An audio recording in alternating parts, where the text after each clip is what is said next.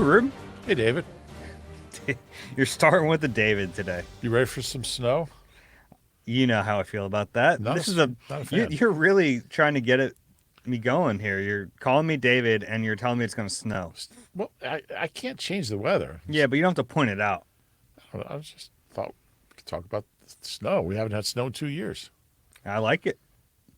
I don't mind a little bit of snow. I'm indifferent. That's a lie. I don't like it at all. What about as a kid? Did you like playing in the snow as a kid? Or has this been a No, lifelong? never. Never Like liked the snow. my friends would like come and knock on the door and say, "We're playing football in the snow," and I'd say, "Call me in the spring." Really? Yeah, they used to throw snowballs at my house because they would get mad at me because I refused to go and play in the snow. What would you do instead? Like just like Just be inside and be warm. your practice squad mock draft or something? Exactly. This is the Eagle Eye Podcast presented by Nissan. He's Reuben Frank. I'm Dave Zangaro. We are speaking. AJ Brown has already spoken. We'll kind of go through what he had to say in his nearly 13-minute interview on Wednesday. We were all excited to hear what he had to say, so we'll break down everything from that. We want to talk about DeAndre Swift, the Eagles' run game, his future here, elsewhere. The Pro Bowl rosters have been announced. We'll go through the Eagles that made it, the Eagles who didn't make it, maybe some snubs in the mix. And then we will talk about the Giants a little bit. There's a Not much. game on Sunday. I will be there, so I know it's happening. But let's start with A.J. Brown. I think that's the biggest news right now. I was in the scrum yesterday waiting for A.J. It was a long time coming, and he spoke for a while. Yeah, and I think he understood that he needed to. There was so much speculation. He hates being here. He wants to be traded. He hates the coaching staff. He hates everybody. Hates us. None of it was true, and I'm glad he did speak. I mean, he's under no obligation to. Well, he is. Well, contractually he Yeah. is, but nobody. Lane Johnson's spoken twice all year. He's not going to be docked paycheck or anything. But I'm glad he did. I'm glad he did just to kind of clear things up. And one thing about AJ, like there's no BS with him. I mean, there's no room in his world for BS. He's a straight shooter. He's I think that's one of the reasons he didn't want to talk. I think he just didn't want to be a distraction. He didn't want to say things that he might regret later. I don't think he's capable of lying. He's just because he's so open. That's just his nature.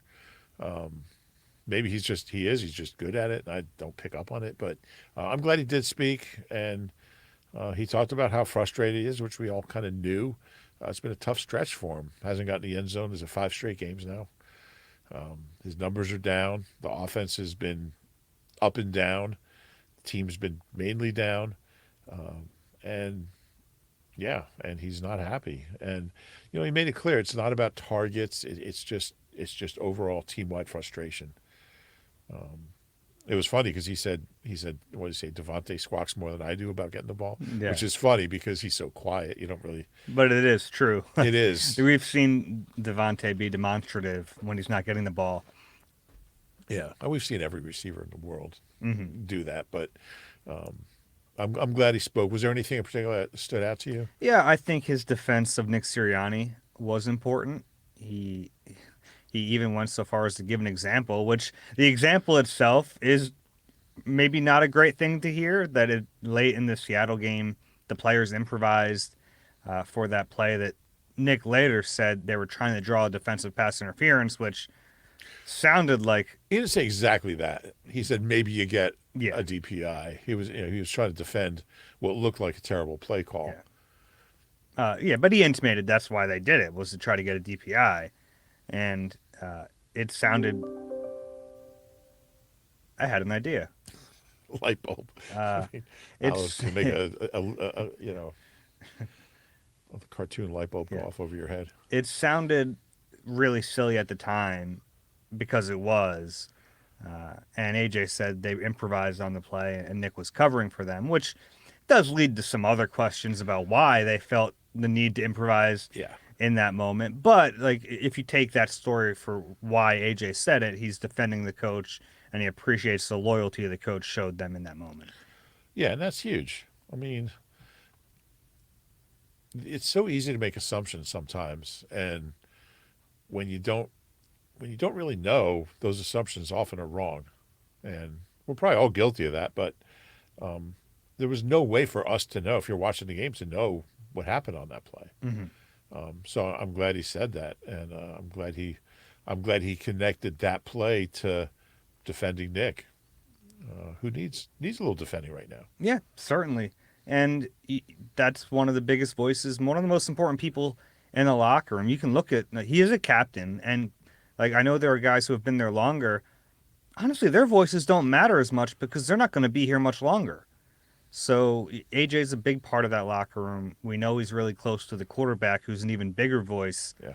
in the locker room and in the organization. So I think it does matter what he says about the head coach. And in a bigger picture,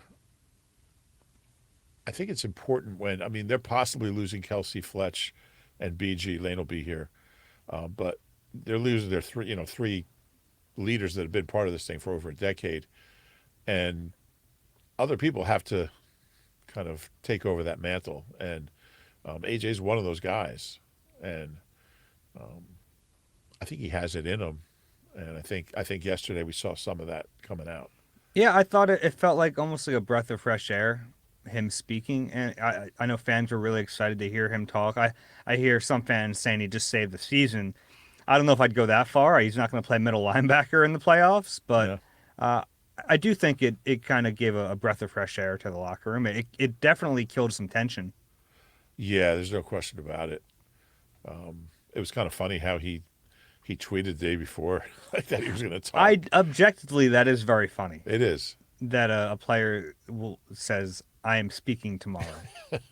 But that just tells you how he knew how important it was. Yeah, and he knew how much it kind of weighed on the team because he apologized in a team setting Yeah. on Wednesday morning, not for anything else other than not speaking because it put his teammates in a tricky situation where they were forced to, or not forced to, but they were asked questions about him. Yeah, and it's not for anybody else to answer those questions but him. But it's not the last. It's not the first time he hasn't spoken. It won't be the last. Yeah, he's an emotional guy. So, and that's the thing. It's like he is so good that who the heck cares? Yeah. Like, keep that guy happy, keep him here. He's a generational talent. Yeah. He's also really fun to talk to. I mean, he's in a couple ways. Like I find him very, very insightful and thoughtful, funny. I love his vocal inflections. Like he's just like, it's like he's almost like performing. Is almost like kind of a stand-up comic in just his delivery. Mm-hmm. You know, it's just really cool to just listen to him talk. He's got great timing. Like he knows how to get the emphasis onto the one thing he wants to emphasize. I think that's just stuff that's instinctive. It's, but it's I don't think he's getting prepped for that. Yeah. Let's go into some of what he actually said, though. Yeah. He said the reason for the moment of frustration that the cameras caught were him shaking his head after the Kenny Gainwell screen pass. He said it was because Devontae Smith got hurt on the play. He said he doesn't care if anyone believes him. Do you believe him? I don't have any reason not to. Okay. I think there's probably more. Like I think that was probably part of it. Yeah. It might not have been all of it. Yeah, Sure. I don't think it was all of it. But, I mean, and it's funny because Nick Sirianni the day before, or 2 days before, said he didn't want to put words in AJ's mouth, didn't want to speak for him, but he said, yeah, but like our great players want the ball, and even though AJ says he doesn't complain about targets, he wants the ball. He's admitted that, and he should. Like, if he were to come out and say, yeah, it was a third down play in a crucial moment of the game, I want the football. Like, I don't think anyone will blame him for that. Right.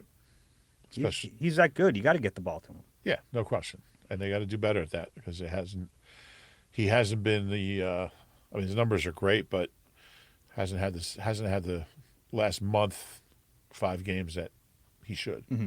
And so one of his big points in this, and it's something he's talked about before, is that he sometimes feels vilified, that his emotion gets conflated into making him something that he's not. And he said like he feels like he's being made into a monster. Yeah. And I think part of it is unfair because he is an emotional guy. And sometimes I think you see a quick snippet from a sideline and you get an idea about who he is, and it might not necessarily be fair. With that said, the cameras are there for everyone, and if they're catching one guy all the time showing that emotion, it probably means he's doing it more than the other players. But he's also a prominent player. He's a 3-time Pro Bowl player. He's one of the top receivers in the league. It's gonna be a camera, and he makes like exaggerated faces. He just does, like he just makes faces that the cameras like. So they're gonna find him and they're gonna look for him. And I'm sure there's a director saying, you know, camera 6, keep an eye on number 11 over there. I'm sure of it Yeah, because I mean that's what people want to see. But he's aware of that too. But you also don't want him like changing who he is and what he does and how he acts. sure, you I want him don't to be himself. want him to be himself. You want everyone to be themselves as long as they're good people. And I think he's a good dude. Yeah. And I think he's a good teammate too. There was, like, I don't think anyone. It was funny that we're kind of all crowded around his locker, which is like the way we have to do it, right? We have cameras. We need to get a shot. I need to be able to reach my little T-Rex arms with the microphone to get close enough so we can hear him on the camera. So like we got to just crowd around his locker and wait. But it does create a funny scene where, players are walking through the locker room and they're seeing this crowd of people around an empty locker stall. BG called us the paparazzi.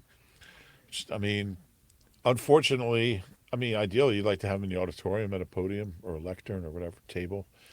I see both sides of it because I think he's more comfortable standing by his locker. It's I just guess. tough logistically. Has anybody ever asked him? What he would prefer? Yeah. No. Well, I haven't. Shouldn't say anyone. Yeah. I don't know Yeah. what I mean, the team has done. it makes the media look like we're just like this mob scene, but we're doing our job. I mean, Yeah. because if we're not there, then nobody's seeing the video and hearing the audio and reading the quotes. Yeah, and then look, I think I wrote about what he said, and I think I hit all the major points. But it was a 12 and a half minute interview, and we have the full thing on the NBC Sports Yep. Philly YouTube page. I'll ask Tom or Alex to pop the link in there. So I think it is worth listening to the whole thing Yes. because that's another part of AJ. He feels like whenever he speaks, it gets taken out of context or people run with one bit of it. I don't think I've done that, but I can only do what I can do, right? So if you want to listen to the whole thing and what he had to say, I think it is worth your time. Yeah, I recommend it. Yeah. Anything else that really stood out from hearing him? I'm riding with Nick and I'm riding with Brian. Yeah. I mean, I love that quote. Not that he has a choice at this point, but it's important for people to hear that from his mouth that he believes in the coach and he believes in the play caller. Even if nobody else does, even if he doesn't 100%, just to say that and to have it out there is big. Mm-hmm. It's big for Brian. It's big for Brian Johnson to hear that, and maybe for Nick too. Not as much, but for Jalen to hear that, it's just a positive thing. Yeah, and we've talked about the culture in the Eagles locker room, and that's really a big part of what Sirianni brings, right? He's kind of the CEO coach that is a culture setter. And when the team is losing like this, you wonder if there are starting to be cracks in that culture. I think that's a natural question to ask. And we have seen instances here and there, like there's a report here about the offense is too predictable. There's some frustration we see visibly on the sidelines. So there are like some crumbs to think, well, maybe this isn't as strong as we thought, but to have one of your prominent players back them in such an outward manner, I think is important. Yeah, no question about it. It was good to hear. Let's talk about AJ the player real quick though, because he has not been as productive recently. He had that stretch of 6 games that were incredible, and he's still probably going to end up with a career year. But it He has, needs 51 yards, I think, yeah, to break his PR, his track phrase, his career high and team record. mm-hmm. Yeah, which he set last year. last year. An important note, though, he did surpass. He's now 1-2 in Eagles history, so he did beat Mike Quick fair and square. That's true. Because last year he needed that 17th game, and Quick obviously didn't have that. Right. So it is officially his now. So he's had 100-yard games since that streak ended, which was October, week 8 or game 8, which was week 8. So he had 6 straight games at 125. His only 100-yard game since was against the Niners. He had 114, and much of that was late after the game was decided. But doesn't have a touchdown since the Bills game. I believe the longest stretch of his career without a touchdown, and doesn't have a big play. Doesn't have a. He had the 32-yarder on 3rd and 20. Doesn't have a 40-yard catch since the Jets game. I'm sorry, since the Dolphins game, and he had 4 the first month of the season. So the big plays aren't there, touchdowns aren't there. The volume, he's catching a lot of balls. But not the big plays and the yards and the touchdowns. What do you make of it? I mean, it's because I think there has to be a way to get him more involved, right? Like, Has to be. We know that a lot of this offense is just relying on those guys winning one-on-ones, and I don't think that's going to change. But like, at least you got to make a more concerted effort to get him the ball, especially in like big key situations. We're talking like fourth quarter, and it got to have a game, and this guy's not getting the football thrown his way very much. Yeah, and I think, look, obviously teams are going to defend him. They're going to make him priority number 1. And you've seen some games where he didn't have big numbers and Devontae did. The Chiefs, the Bills, Devontae had big games and AJ didn't. But there's been some games lately where neither one did, and that's alarming. Like Seattle, the Arizona game. Like, if you can't get either one going, like somebody singled out there somewhere. They can't double both of them, unless they want to just leave everyone else open. But they've got to find ways to get him the football. I mean, I thought he was going to have like 1,800 yards this year. I thought he was going to have like a historic, like Tyreek type season. Yeah, he was certainly on that pace. He really was halfway through the season. He hasn't averaged. I mean, like his averages early, during that 125 game stretch: 14-6, 19-4, 21-2, 18-7, 13-7 against the Dolphins, and 16-3. I mean, those are big numbers as far as yards per catch, big plays, and then down the stretch here, 9.4, 8.0, 7.4, 10.4. That's the thing. It's like the catches are still there. Yeah. It's just the big plays haven't been there. Yeah, they're like 8 yards instead of 41 yards. I'm exaggerating, but yeah. There's no reason that AJ or Devontae doesn't have at least 85, 90 yards, at least one or the other in every game. And especially AJ, it feels like and maybe this is oversimplifying it, but I feel like there are really easy ways. Like the AJ Brown slant has always and will always be a cheat code. And there's nothing wrong with spamming that and just getting that in there. And he's going to take the 7 yards. And then he can break it. He's so tough with the ball in his hands. I mean, he's getting 5 extra yards every time he gets hit. So yeah. It's got to be a priority in the postseason, and if they're whatever the postseason exists of, it's got to be priority number 1.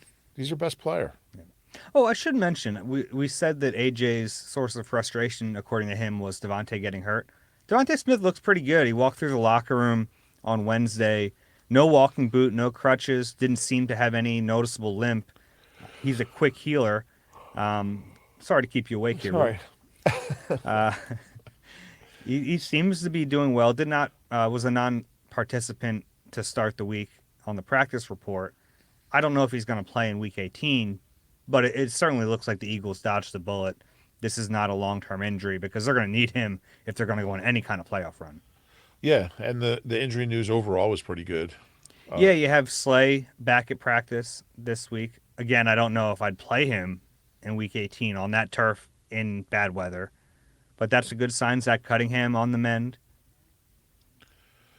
Jordan Davis is the one. He got hurt in the game and he did not practice Yeah. to start the week with an ankle injury. But the way he's played recently, maybe it's better to give him a week off. Can't hurt. Yeah. He could probably. It looks like he could use it. He keeps saying he's fine physically, doesn't feel worn down, but he appears like he is playing. Like He certainly is. does. And he's played a lot more than he did last year. Yeah, twice as many snaps. Yeah. So, yeah, I think it is kind of natural to think that he is a little worn down. I think the whole defensive line is worn down, and that's not an excuse. They have to, it's something that's happening.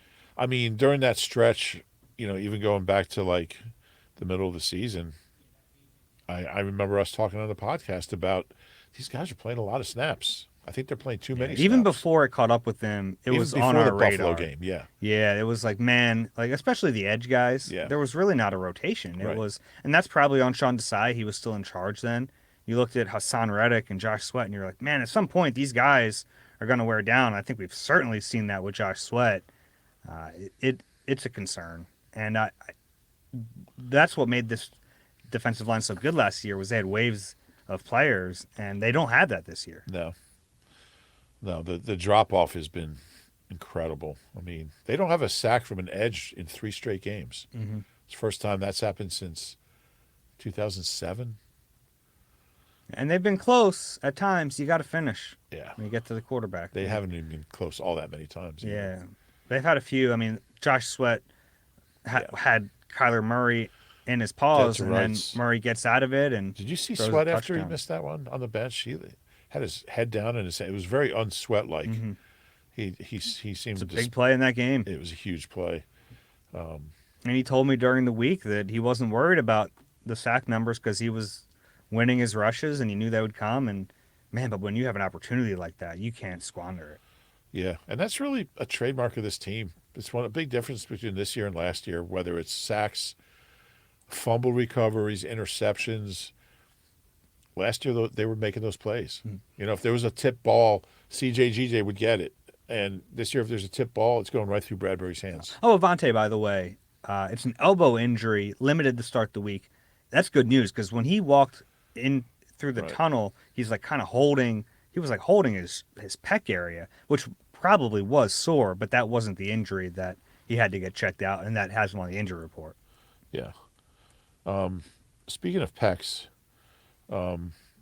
what song is Bushel and LePeck from? You know that song? What musical is that from? I know you love musicals. A hug around the neck. I don't know. My mom used to sing Really? it to me as a kid. I love you, I don't Bushel know. and LePeck. Yeah. Yeah, it's from Guys and Dolls. Okay. Yeah. That's all. Every time I hear about a pec injury, I think of Bushel and LePeck. Okay. And in order to avoid that going forward, I will call it a pectoral injury. You want to talk about DeAndre Swift a little bit? Yeah. What do you make of his season?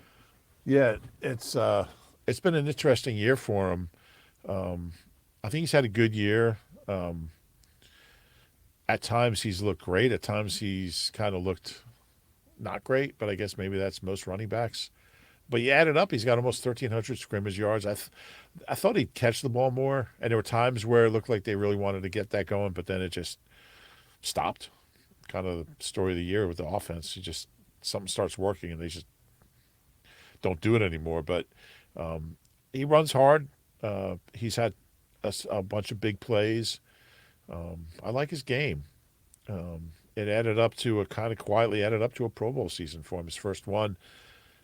He's better than I thought. Has he been an upgrade over Miles Sanders? No. I think he's about the same as Miles was last year. I think last year that was the best version of Miles we saw, although he kind of... Well, this is the best version of DeAndre Swift who we've seen in the NFL too. Yeah, no, I agree. And I think they're about even, but I also think they're both... And it's not a knock on them, but I think we're seeing what Miles did in Carolina this year. We're seeing how much having this O-line helps any running back. And I'm not saying if Swift went to Carolina, he'd average, 3.1 or whatever. I think it was 3.1 Sanders' average this year. But I think it makes a difference. And I think that's one of the reasons Howie's not going to pay for running backs, because they feel like if they give Kenny Gainwell 250 yards, he'll get 1,000 yards. 250 carries, he'll get 1,000 yards, or you know, so you draft somebody in the fifth round, give him 250 carries, he'll get 1,000 yards, and So you think this season by Swift kind of makes them feel even more justified in the way they handle running backs? I think so. Yeah, and I think, I mean, and kind of paired with Miles, what happened with Miles, because why would you pay a running back a lot of money if the position's interchangeable? And it's not a knock on Swift. I mean, he played well, but but Belichick did this for 20 years. We need a running back. Well, let's sign Corey Dillon. We give him 500 carries over a couple of years and move on to the next guy, and it works. I don't particularly like it because I like running backs, and you know, you like to think that they're more valuable than that, but maybe they're not. Maybe they really are interchangeable. I don't know. I don't know what would happen if you put if you gave Rashad Penny the same number of carries that Swift had. Would he have 1,100 yards? I don't know. But I do think in Howie's mind, we can find a running back. And now maybe how much this year increases Swift's value from, I mean, he's never been a free agent. He was traded, so this is his first contract. But I don't know what his value is compared to Miles. I mean, I don't think he's going to get. Do you think Miles' lack of success in Carolina hurts DeAndre Swift's market? I think every big money running back's lack of success, whether it's Jonathan Taylor, yeah, Saquon, but I mean specifically with Miles, he leaves this offensive line and then he goes somewhere else and struggles. Well, he's not going to get $6 million. I know that. But yeah, I don't think it helps in the eyes of the league. Well, Miles had a better year last year than Swift did. With that said, can it knock down the price to the point where the Eagles would be in? That's the operative question here, and I think it's a really interesting one. I think the answer may be yes. I've been pleasantly surprised by Swift as a runner. I really thought he was going to be half running back, half pass catcher. Scat back, yeah. Yeah, and he really hasn't been. He's just been a pure running back, really. Runs hard. And we talked about it on the last pod. You're right about him dancing on, especially on the call where Jordan Mailata got penalized. Yeah. But aside from that, he hasn't. That's the first time I really saw He hasn't done a lot of dancing this year, and that was kind of the talk about him before. And he's had less Miles Sanders plays, right? Where Miles was an infuriating player at times because there'd be take the 3 yards, dude. Although I thought he got better at it as his career went on. He got better at it, but there were still a few plays a game where he would try. That's probably true of most backs. No, but yeah, I think so. I disagree. I think most backs want to hit a home run, and you see him. I mean, Barry Sanders. Saquon does that. Barry Sanders is different. Saquon does that all the time. I mean, Saquon is different, and he doesn't have an offensive line giving him holes. Yeah, I mean, I don't think the holes have been there like they were last year, honestly, as far as the run game goes. I kind of agree with that. But they haven't been able to bully teams like they did last year. Howie hasn't given a running back, a second contract, a multi-year. Boston's gotten second contracts, but hasn't third, fourth, fifth. But a big money contract, a long-term contract since Shady in 2011, 12, whenever that spring. It's not his nature, but if I think what's possible is that Swift hits the open market, and if the offers aren't there, Howie would bring him back. But I don't think he's going to get into any kind of bidding war for DeAndre Swift. No, certainly not. Yeah, it's almost like an offer sheet in a way. It's we'll see, but probably not. Yeah. How high would you go? How would I go? How high would you go? Money wise? Yeah. I don't know. I haven't thought that through. $3 million a year. I was thinking 3.5. Yeah, I'd probably do that. Depending on the structure of it, and he's what's real, what's not, how many years. You're not going to pay a sure 5-year deal for a running back. Yeah, I think he's been durable. Yeah, hasn't missed any time. I like the player. I just don't think he's gonna go over that number, like right around 3 million, 3.5 maybe. All right, let's take a break. We'll come back. We'll talk about some things that this team desperately needs to fix. We'll go through the Pro Bowlers, and oh yeah, there is a game on Sunday. You deserve a car that thrills you, a car that puts goosebumps on your goosebumps. At Nissan, we got everything from turbocharged SUVs to 100% electric vehicles that'll make your heart beat faster. Experience the thrill for yourself and shop your local Nissan store and nissanusa.com today. Celebrity cook Steve Martorano brings his Italian-American cooking back home to Philly. Enjoy Martorano's Prime at Rivers Casino and Steve's famous meatballs with Sunday gravy, prime steaks, and more. Make reservations at Martorano's Prime on Open Table. All right, Rube, let's not make this a super long segment because we're already, we've talked for a half hour already. No way. Yeah. That's almost as long as AJ. Let's try to figure out how to fix this team. In our last 90 seconds. Yeah. How do you, when you look at this team right now and the way they've been playing, what comes to the front of your mind about what needs to fix most? What element of this team? For me, it's if I had to pick one thing, and I would say the turnovers, and maybe not over the last couple of weeks. That hasn't really been the heart of the issue, but season long, I think it has. I think it's. Are you talking about giveaways? Yeah, well, I mean, both are an issue, takeaways and giveaways. I'm talking about giveaways, giving the ball away. I think it's the reason they're in this position. I mean, they only had I think they only had the one at the end of the game against the Cards, the last play. But to me, that's been their biggest problem year round, and why so many games came down to the wire, why they couldn't put teams away. Is just being careless with the ball. Yeah. It's funny because I think so much of that is a fluky stat. I think there's so much turnover luck involved. Yeah, I don't sense that. I mean, we're talking about them facing the Giants. Think about the last Giants game. When a running back just is fighting for extra yards for no reason and loses the ball, gets stripped. I mean, that kind of stuff isn't fluky. Yeah, but what about Dallas Goedert running a quick route and slips and Adoree Jackson's right there? Yeah. Or you have Olamide Zaccheaus get used as a projectile to be thrown into Boston Scott. Well, that's not bad luck. It was a bad play. It's fluky. It's fluky, but it wasn't unlucky. I mean, I don't know. You make your own luck. I don't really know why Dallas slipped on that play. I don't.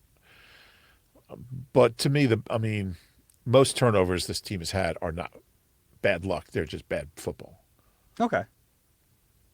Bad decision-making, bad play calling, not being careful with the ball. I mean, you look at when that ball hit off Dallas's heel and bounced up. I mean, there's going to be fluky plays. But I think most of them have been just legit bad football. I think in terms of the quarterback, I think he has to be a little more protective of the football. You look at his numbers, he's turned it over 19 times this season. Is that right? 14? I think 14 interceptions and 5 lost fumbles. Yeah, that's correct. So I think some of that is on him, and it's tricky because he touches the ball in every single play, so he has the opportunity to turn it over more. I think he has to be a little more careful with the football, but I think he has been victimized at times too. And on defense, some of that I think is it happens. Last year, were they so much better in those areas? Maybe, but I think sometimes it kind of just comes and goes, and you can't rely on it when it's going well, and you can't over focus on it when it's going poorly. I think the quality of the player and the quality of the personnel has a lot to do with takeaways. I mean, if you have CJ who's got a knack for making those plays, and then you have Terrell Edmonds or whoever. I mean, Sidney had a great pick six, but I just think the better the player, the more likely they are to hang on to that ball when it's there's a play there to be made, and they haven't done that this year. I don't think turnover. I think turnovers are maybe. I mean, fumble recoveries might be a little more fluky because the ball bounces funny, but they just haven't gotten them. I just think it's being aggressive. It's being clutch at the moment. and finishing that play. How many balls have they had in their hands that could have been interceptions this year and weren't? It's a lot. I mean, Bradbury's probably had 4 himself, where the ball's going through his hands and he just can't. So I think Slay's had at least 1. So, I mean, that's turnovers determine who wins so much of the time, and it's just been bad at both ends of it. Yeah, no, I don't disagree with that, and it would certainly help them in the playoffs because those are possessions, and that's really all that matters. I look at the run defense, and it's not just one thing going wrong there. They're a mess up front. I mean, there's confusion. I don't think the line has played particularly well. I think they're getting exposed for not having linebackers who can do anything.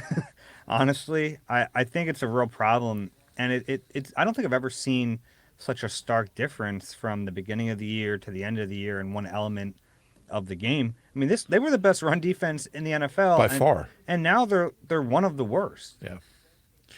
Yeah, they've gone from 66 yards allowed per game through Miami to 150.2 since whoever was after since Miami. Yeah, it's true. I don't know if I've ever seen such a reversal in one area. I think part of it is teams weren't even trying to run early against them. Part of that was because they were throwing so much. And that had some validity too when you looked at the secondary. Yeah. But it's really bad. I mean, the Cards came in and their game plan was we're just going to keep running it and we're not going to stop. I even said on the pregame show, I said, I talked about how bad the run defense was. It was one of my 2-point conversion items to keep an eye on was their run defense. I said, Gannon's going to they could be down 17. They'll keep running the ball. That's exactly, it was 15. But they did. They just kept running it. I said, we'll just keep running it. We'll run the clock. We'll wear them down. And eventually they're going to make mistakes. It's exactly what happened. Yeah. All right, give me another thing wrong with this team. I mean, these are all kind of related and they all kind of go together, but how do you have 9 double-digit leads and squander 7 of them? Out of those 9 games they've been up 10 or more points, they've only won 2 of them by 10 or more points. They've lost 3 of them. And again, it's been a lot of different things, and run defense plays into it, and lack of turnovers plays into it. But when a team can't finish, when you have a team down, and they were up 17 on Seattle, was it? It was 20-3, up 15 Sunday against Arizona, and there's been games that they won where they blew big leads, even opening day against the Patriots, where it's almost, the Giants, it almost came back to bite them. I don't understand how a team can just be so unable to finish and put the hammer down when you have a team down. I mean, when you're up 17 or 15 or 13, it's really hard to lose that game. Like, you have to really be awful to lose that game. And they keep doing it. And I think it's lack of playmaking, it's coaching, it's play calling, it's a lack of adjusting. It's all these things go into it. The last 3 games, they haven't allowed a touchdown in the first half. In their last 3 games, they've allowed 12 total points. They're like the best first half team in the world. They've outscored their 3 opponents, Seattle, the Giants, and the Cards, 51-12, and they're just getting annihilated in the second half. So something, teams are out adjusting them. I don't know. Maybe you have to look at the halftime meal what snack they're having in the locker room, but. Get these guys some orange slices. They Go are old school. They are just not the same team after halftime, and opponents know that, and they're taking advantage of it. I once knew a girl who went to her kid's soccer game. Her job was to bring, get oranges for the kids, like little kids soccer. You know? She brought them whole. She didn't slice them. She didn't slice the oranges? And she gets there and has a bag of oranges. And the kids what the heck are we supposed to do with these? You miss half the game trying to peel that thing. Yeah, exactly. You got to slice those bad boys up for the kids. Yeah, you do. A 6-year-old trying to peel an orange at a soccer game. I'll give you one more.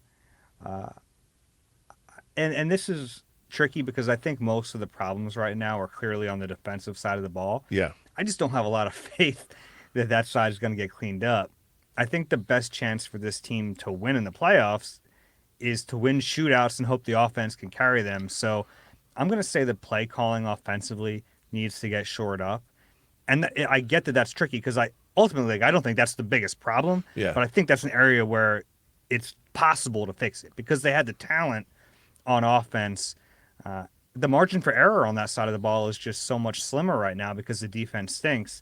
But I think Brian Johnson has done okay at certain points this year, and other times it's been bad.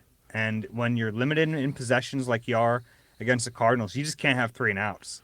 So I think it's a really interesting point. Like, there's been games where I'm like, all right, Brian's starting to, like, they're creative here. They're mixing it up. They're using different personnel. I like the way the offense looks. They're rolling a little bit. They're moving the ball. And they've moved the ball for the most part this year, pretty well. I mean, they're top 10 in yards. They're top 10 in points. and certainly not where we thought they'd be. They should be a top 3 offense, Yes. and they're not. Agreed. But it's not like the defense is one of the worst in the league. The offense statistically, but it's just that consistency hasn't been there. And you'll see, like, they'll move the ball creatively and, and then the next drive, it's just like, what are these? It's like he's never called a play.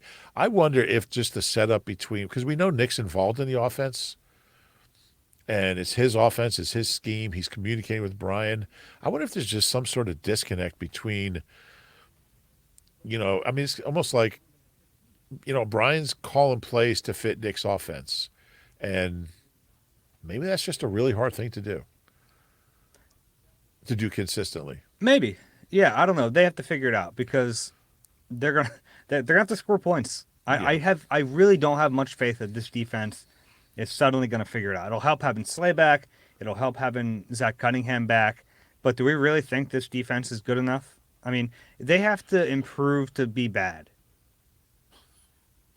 It's true. Like, that's what you can hope for, is like they are just bad instead of awful, or maybe they can somehow reach average. If they could reach average, they'd be fine. Yeah. If I don't this have a lot of defense could faith be in it. average, this team will be in the Super Bowl. Well, I don't know. I don't know if I'd go that far. I would. But I don't think I'll give you one more, and that's pressure. And it's kind of like the run defense has just disappeared. So many things just disappeared, like right around November. The first 7 games, they had 24 sacks, which, that puts them kind of on pace for, a lot. Not 70, but close to it. 24 in 7 games. Since then, they've played 9 games. They have sometimes 7, 8, 10, 13, 15, 17. They have 18 sacks in their last 9 games. So they haven't had more than 3 in a game since the first Dallas game. And we talked about Sweat. Reddick's been good, but hasn't dominated like last year. He's tailed off a little. BG, we knew, and like you're not knocking BG. I'm not saying 11 sacks last year was, it was an anomaly kind of. He was 34. He's 35 now. He's playing really well for a 35-year-old role player, but you can't count on him like you could last year. And him being the third guy in the rotation is not what I expected. I expected Nolan Smith to have a lot more snaps than he has. Yeah, same here. First round pick. Yeah, same here. And that's the other part of the equation. Nolan Smith, I kind of thought he'd be a 5-6 sack guy, steady pressures. It hasn't happened. Not ready to write him off, by the way. Not ready to write him off. Too early for that, but I think it's been a disappointing rookie year. BG's a good lesson in that, certainly. But every time a player isn't good, we can't just look at BG and Well, think it's the same position. Yeah, I know. It's just funny, though, that BG's become for every, Nelson Aguilar in the world, like, that one kind of worked a little bit, but like every Jalen Reagor, it can't just be Marcus Smith. It can't just be, well, BG did it. So I don't know. I don't think any of the Eagles wide receiver bad picks have. I mean, Nelly had some good games and good stretches, but I mean, the Kenny Jacksons and the Freddie Mitchells and, Reggie Brown was a 2nd-round pick, but like none of those players ever had the same career arc that BG had. yeah, no. That's kind of the point. Rager. Yeah. But I'm saying at Nolan Smith's position, there is precedent, is kind of what I'm saying. Anyway, but I think all those things, Nolan Smith, BG, Reddick, Sweat, I mean, you add it all up, and it's gotten really bad, though. I mean, to have 3 straight games without a sack from your edge. There are only sacks the last 3 games. I think Shaq had one. against the Giants. Jalen- Against the Giants team that has given up a 76 boatload sacks. of sacks. Yeah. Jalen Carter has a couple, and Fletch had one. Why did they take Milton's sack away? I don't know. They rule it wasn't a pass play? I'd have to watch Yeah, the they play. did. It becomes like a 10. It was like a 10-yard TFL. Yeah. Well, help their rushing stats. Yeah, Rush I'd defense. appeal that to the league if I'm Milton. That was his first sack of the year. He's got half, right? Yeah, just half a sack. Yeah. I don't think he's played poorly, but And he had 4 last year. I thought he might, build on that. I mean, none of the rushers are doing what they did last year. And obviously they miss Hargrave, but it's not just I mean, there's so much more.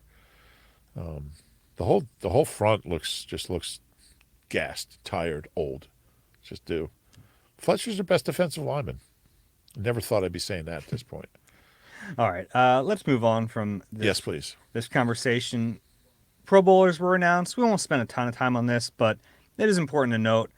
Jason Kelsey, Lane Johnson, Landon Dickerson, A.J. Brown, DeAndre Swift on offense. On defense, just one Pro Bowler, Hassan Reddick. First time since 2016 they've only had one defensive Pro Bowler. Okay. That was Fletch, obviously.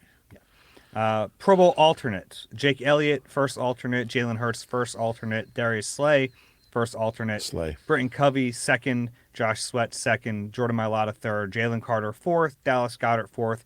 Cam Jurgens, fifth. I didn't know they had a fifth alternate team. Oh, they go pretty deep. Yeah. I was a 20th alternate. Really? Mm-hmm. For what? For the Pro Bowl? Yeah. I was once a first alternate for an internship that I was dying to get, and like, I was at a newspaper. It was a summer internship in college, and I was like, I was doing everything to try to, like, help the guy that got the job. They got the internship ahead of me. There were 3 of them. I was the first alternate.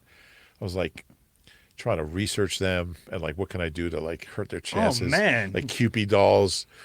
From in this day and age, you'd like try to get them canceled. I was trying to do, yeah, I would. I'd be searching their social media, but social media didn't exist yet. But what are those things you get in New Orleans? Those voodoo dolls. Voodoo dolls? Yeah, you stick pins in them. Voodoo doll. I did that. Didn't work. Didn't work. Never got the call up. Never got the call up. That's a To shame. the Reporter Dispatch newspaper in White Plains, New York. Now some of these guys might get the call up. Well, Jalen will, I would think, because yeah, the Pro Bowlers at quarterback are Brock Purdy, Dak Prescott, and Matt Stafford. yeah, I would have taken Hurts over Stafford. I would too. Stafford's had a good year, decent year. Didn't put up any points on the Eagles in the second half. If you can't score on this defense in the second half, you're not a Pro Bowl. That was the Sean Desai defense. They were good in the second half on their Sean Desai. That's They're right. not good in the second half. But they were bad in the first half. Yeah. They were just. So what was your idea? Was to have Desai coach the first half or the second half and.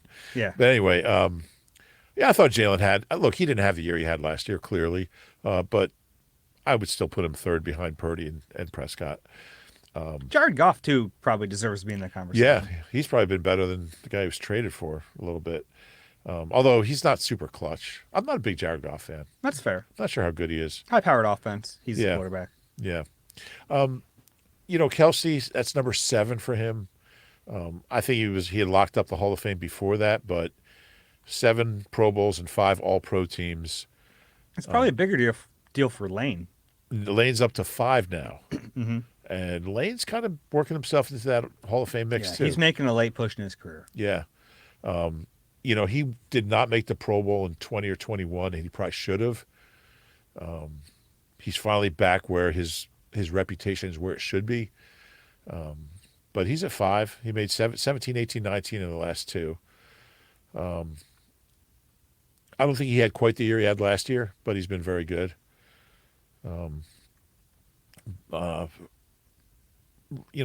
Reddick, again, he didn't have quite the year he had last year, but he's still really good. All the guys, it's everybody. Everybody who made it other than Swift made it last year. So Swift's the only first-time guy. It never jumped out at me that he was having a Pro Bowl season, but when you add it all up, he Look at did. the numbers, yeah. Yeah. Well, it's because he started off, he had those 2 games, and you Yeah. thought he's going to be the best running back of all time. Yeah. And it hasn't quite been like that since then. But altogether, he's been healthy, which is a big deal for running backs because they can accumulate stats, and he's done that. He's been fine. And Landon's the first. I mean, he's made 2 Pro Bowls in 3 years in the league. He's the first Eagles offensive lineman to make 2 his first 3 years in the league since Bob Brown, Hall of Famer in the 60s. Yeah, and at that position, you get the reputation, you start accumulating, you never know. Yeah. It is kind of silly. Like, I know the Pro Bowl doesn't matter as much as All-Pro. It doesn't matter as much as some other things. And I do like that the NFLPA does a players-only All-Pro. I'm curious to see how much weight that kind of garners in the future, especially when it comes to, like, Hall of Fame discussions and that sort of thing. It was the first year last year. But that's kind of fun, too. I like – there should be more criteria when you get into that Hall of Fame meeting and you try to figure out who deserves and who doesn't. Yeah, and I always get tweets when I'm like, this guy's made this many Pro Bowls, that puts him in the Hall of Fame. And people are like, oh, the Pro Bowl, it doesn't mean anything. But it does. It really does. It does. Maybe it shouldn't, but it does. Maybe it shouldn't, especially for linemen, like offensive linemen. Yeah, like Jordan Mailata is a third alternate right now. If he ends up being a Pro Bowler, he's a Pro Bowler like he was a starter. Like, there's no differentiating. Yeah, I think Donovan only made it once when he wasn't an alternate. He's a 6-time Pro Bowl. Yeah. But not as many alternates now because guys that are hurt can do the skills competition where they maybe couldn't have played in the game. Sure. But we're talking about like Jalen. There's a good chance one of those quarterbacks is in the Super Bowl. So you're saying there's not a good chance Jalen will be? Not as good as those other guys. That's fair. Right now, at least. Yeah, I mean, the only way he doesn't go is if a team other than the Rams, Cowboys, or Niners represents the NFC. It's possible. Maybe he doesn't get to go to the Pro Bowl, but he gets to play in Super Bowl. Like, who else could? I mean, yeah, I don't know. I guess the Lions could go. Tampa could go, but yeah. Anyway, any other snubs jump out at you other than? I mean, I know a lot of people say the Jake Elliott one. The problem is the guy who's in there has not missed a kick. Hasn't missed a kick all year. Like, you could still make the case for Jake because he's had big clutch game winners. Like the low kick in the rain to win it. Like, those are huge kicks, but the guy in front of him hasn't missed. And Jake's kicking outdoors in conditions and weather in the Northeast where, sure, a guy in Dallas is kicking in perfect conditions every home game at least. But yeah, it's hard to beat out a guy who hasn't missed a kick. I like that he's getting guy in Indy treatment. Yeah. Is that just because you didn't know his name? Aubrey something or other. Brandon Aubrey. Brandon Aubrey. Only one former Eagle made the Pro Bowl.